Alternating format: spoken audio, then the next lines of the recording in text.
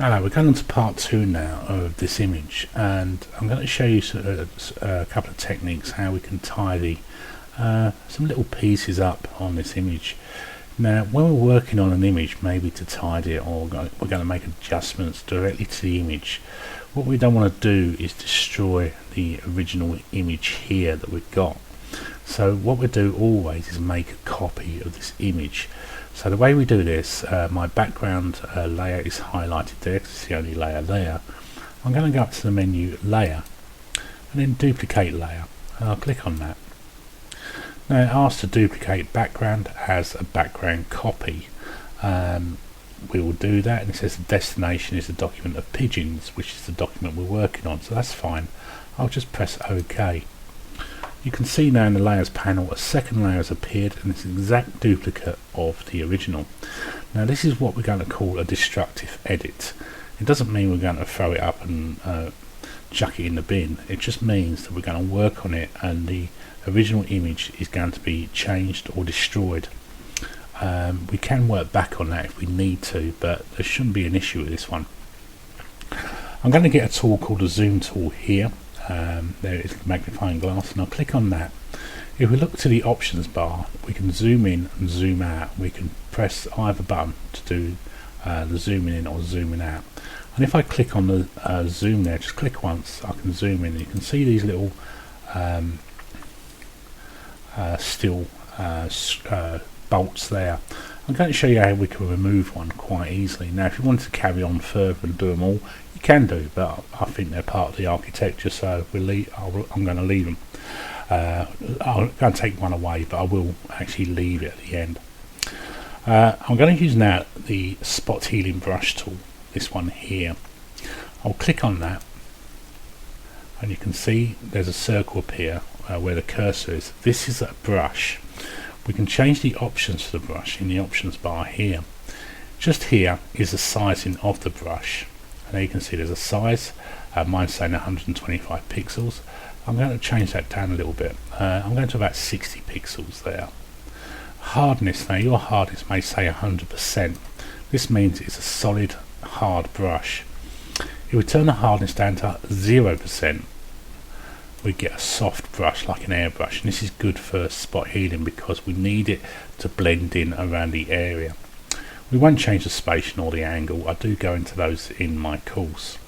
Now I'm just going to click out of this options here, just clicking the empty space here, and you see I've got my brush. Now the easiest way to work the spot healing brush is just to left click on the mouse, hold and drag, and I've changed the size of the brush so it's slightly smaller in the area affected. And so I'm going to come onto here, left click and hold, drag over it, and you can see it paints over it, and then when I'm happy I let go of the mouse, and you can see it's disappeared and it's blended it in. It hasn't done a bad job. I'll do another one here.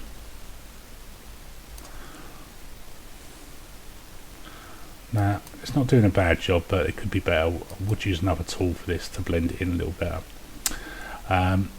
but you can't notice it.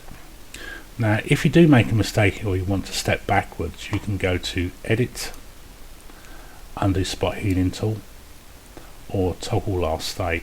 So I go to Edit, Undo Spot Healing Tool, and then that takes me back one step.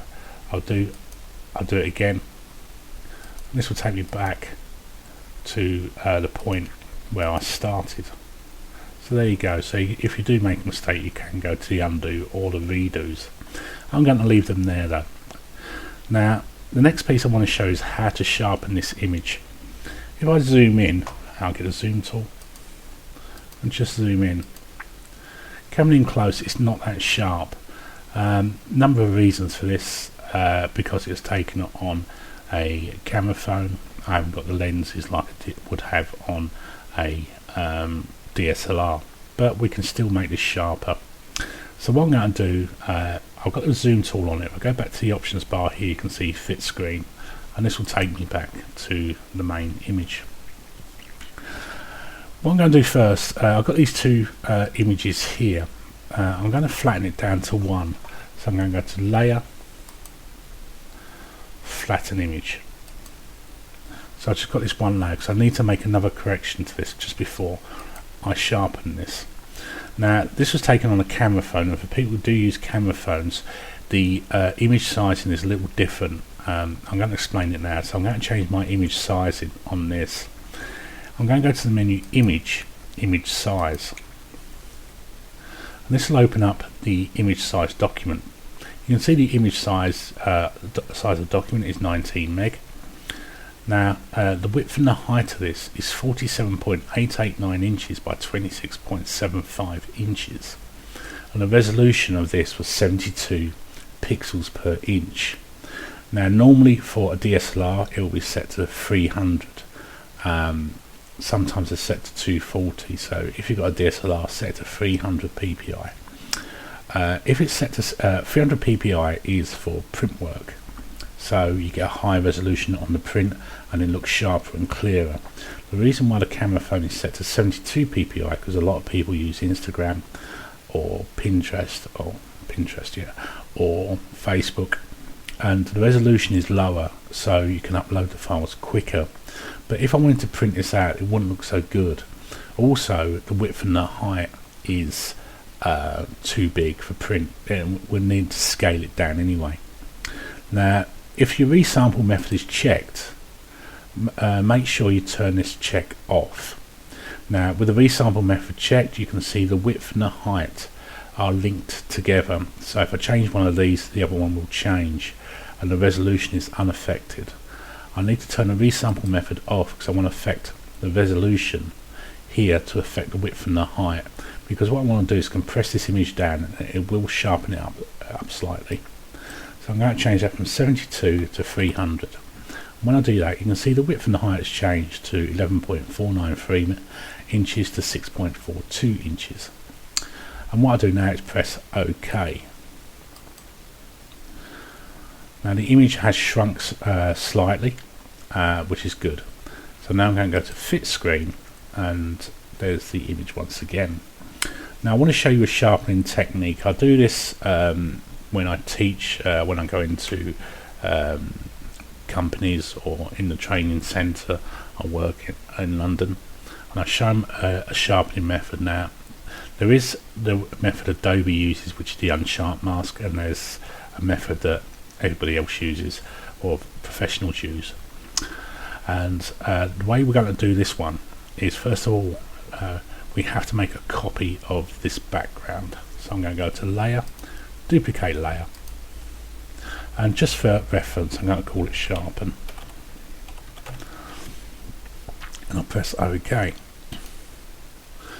Now this is a direct copy of the image underneath. It's not sharper just because I changed the name, it's just a direct copy. Now the next stage I need to do, we need to take out the colour from this image, and the way we're going to do this is we use these adjustments here, which are global adjustments. They affect everything underneath, but what we need to do is make a destructive edit just to this one here.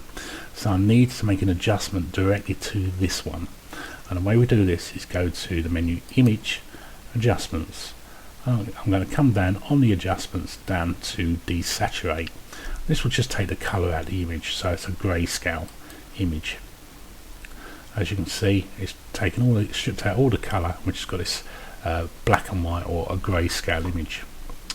Now, as you can see on this, we've got this sharpened image here. It's grayscale, and underneath, if I turn this visibility off, we have got the original image. I'll explain why we turn this into grayscale in a sec. The next thing we need to do is sharpen this image here, and the way we do this is go to the menu filter and come down. Now you can see there's sharpen filters there, which we don't want. We're going to come down to other and come across, and there's high pass. I'll click on high pass.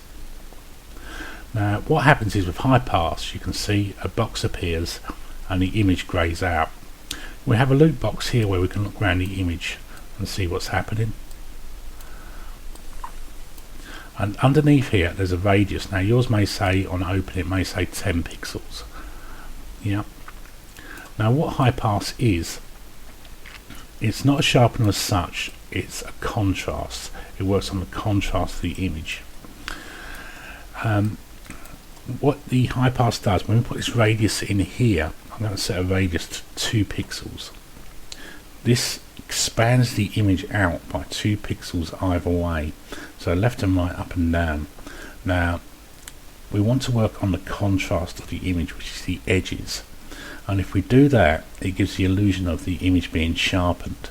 We took the color out of it because if we expand the image by 2 pixels, then the software then has to fill in those gaps with the color or the black or tonal range that's been removed because the image is expanded. If we leave the color in, what we can suffer from is called color noise. We get little bits of grain, peppery effect. So by stripping out the color, we're only going to work on grayscale, black, greys or white, and that's all it needs to replace now, and it's usually the black or the greys it's going to replace. So I set a radius to 2 pixels, which is going to expand it by 2 pixels only, and I press OK. Now this is greyed out because like I say, we're only working on the contrast, the black and the greys. I press OK. Now you can still see it's greyed out, nothing's happened. If we look in here, it's greyed out still. We need to blend this in with this image here, and in the layers panel there's this box here that says normal. These are called blend modes. Now I do go into these in some detail on my course, but these are really useful. Blend modes can either add, subtract, divide or multiply the layer above with the layer below, and this means it will go pixel for pixel on every piece of the image above and below, and they can have some really great effects. I'll click on this box here and it opens up a menu. Now there's darker multiply, colour burn, linear burn and darker colour. Work on whites, light and screen colour dodge, linear dodge and lighter colour. Work on black, and the final ones overlay, soft light, hard light, vivid light, linear light, pin light and hard mix. Work on grey or 50% grey. The one we want here, we come down to linear light. Now, as you can see, the image comes back. Now it should come back on most of these, but linear light is one of the best to use. It's one of the sharper ones. If it's too sharp, we can change it to another blend mode, maybe overlay. But I'll go for linear light to start with. I'll click on linear light, and as you can see, the image comes back. Now this image is still greyed out, but what the linear light has done is removed all the grey from this image and just left the contrast sitting on top. So this gives us the illusion of sharpening, and what I do, I'm just going to zoom in, and the image does look sharper. If you don't believe me, what I'll do, I'll just turn this one off, this sharpen layer off, and you can see now by turning it on, it looks much sharper. I think that's still a little bit too sharp, so I'm going to change that to overlay. Try that. I'll turn it off and turn it on again. That's still better. So that's a blend mode of overlay used with the high pass to sharpen our image. And now I'm just going to go to layer and flatten image to flatten these two down into one readjusted layer, and that's the sharpening done and the resolution done. One more piece before I go. I don't usually like showing work without either a mounted or a mat around it. Now what I want to do is create a mat, a white mat around this, so you've got something to look into on the image. Now what I'm going to do is go to the menu, image, canvas size. We have a box here, canvas size, and this tells us the size of the image is 19 meg, and there's a turn it off, new size. It says the width and the height.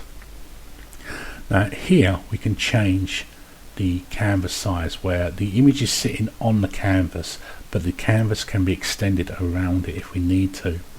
And the easiest way to do that, we click on the relative box here.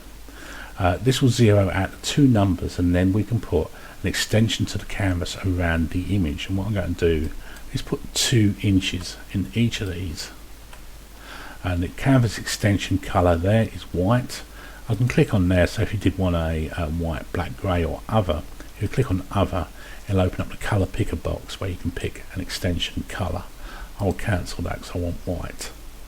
I'll press OK, and you can see there's an extension around it. I'll go to fit screen, and there you go, that's the work done. And now what I'm going to do is File, Save As.